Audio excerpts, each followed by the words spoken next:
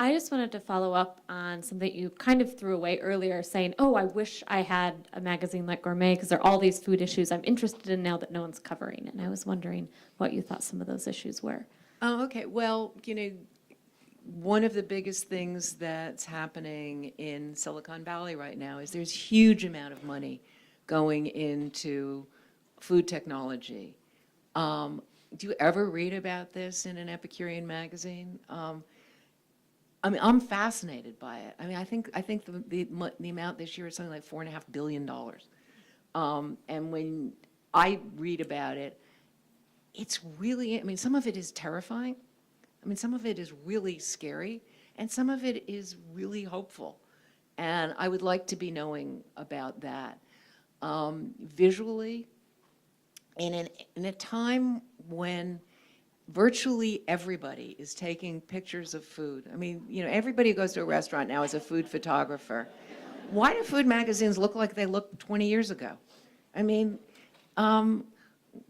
shouldn't an Epicurean magazine be thinking about that? I mean, if I had a magazine today, I would probably, get 8 photographers to shoot one meal just so you could see the difference in it.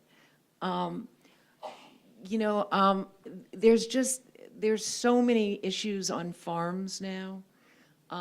There's so many fascinating young farmers and, people who are doing things with artisanal food. I mean, the food magazines, in my opinion, have become dumbed down. A lot of the mainstream media has picked this up, but, I feel about that the way I felt when we got David Foster Wallace to write for us at Gourmet, which I must say was to the horror of my publisher, because I never in a million years thought that he was going to write a bioethics piece. It just didn't cross my mind that that would come in. But when it did, and he wrote Consider the Lobster, which I'm very happy that he ended up calling his last anthology by that, since it was our title, not his, a take on the MFK Fisher, Consider the Oyster. But we had a huge fight about PETA, that he had written very glowingly about PETA, who at the time were doing some really, I thought, horrific stuff. And I was, I'm sorry, there are a few things you can write about PETA, but there are some things we really have to discuss. And we ended up having a knockdown, drag-out fight about what was going to stay in the piece and what wasn't. And he finally ended up saying to me, well, I'm going to pull the piece. And I said, fine, you will have no trouble publishing this. The New Yorker will take it, the Atlantic will take it, Harper's will take it. It's a brilliant piece of writing. It's an important piece. But if you want the people who cook lobsters to read this, you will publish it in Gourmet. And he said, let me think about it. And then he called me back and said, okay, you're right. And that's how I feel about the fact that, all these other publications are, if you read Wired, and you can read about some of the food technology stuff that's going on.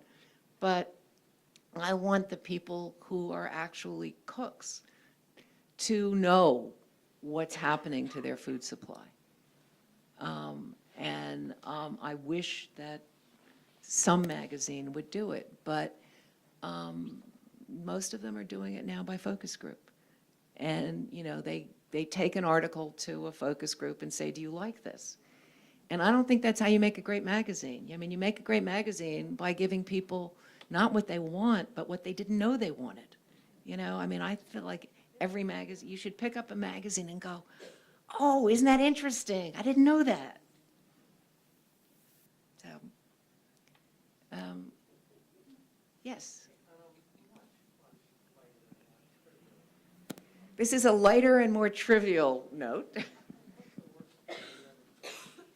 What is the worst meal I ever cooked? I have cooked a lot of bad meals. And, as I said in my first cookbook, it's just a meal,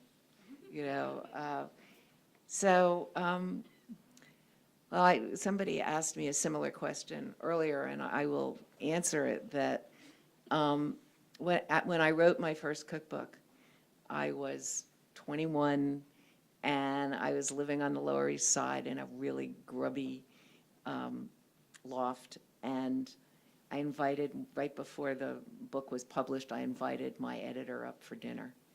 And she was a very proper woman. And so like just coming to Rivington Street in the Bowery terrified her, as it terrified most people in 1971.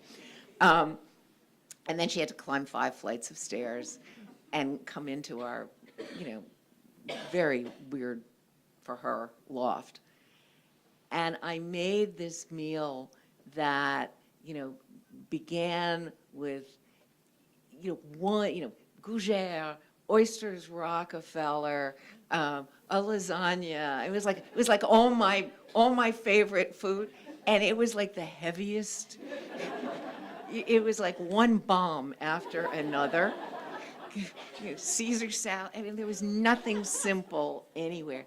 And at the end of the meal, I looked at her, and her eyes were kind of circled, and I realized, that there was an art to putting a meal together, and that you didn't just bombard people, ending with a Rigo Johnsi, which is like, this ludicrously rich chocolate dessert after, 6 ridiculously rich courses. And it was the most embarrassing meal I've ever cooked. I've cooked lots of other bad food, but I don't think I've ever made that mistake again.